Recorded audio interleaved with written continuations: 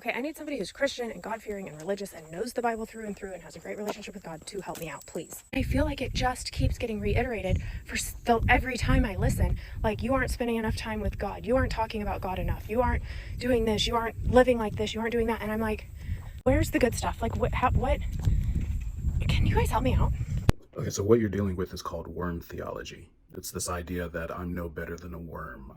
Job, like, who am I to enter the presence of a holy, righteous God? Rather than seeing God and Jesus as loving, it's like the idea of penile substitutionary atonement when you're talking about the crucifixion. Like the idea that we were so horrible that God had to punish his own son versus what we call medical substitutionary atonement. I just want to be honest with you, and this is going to come as a big jolt coming from mainstream evangelical American Christianity. But what you're really dealing with is what I refer to as white Christianity. What you're starting to realize, although you haven't probably wrapped your mind completely around it yet, is that theology is very guilt driven. It's very performative. I would recommend you doing is looking at theological understandings of Christianity that are not familiar to you. Liberation theology, books like The Making of Biblical Womanhood, Jamar Tisby.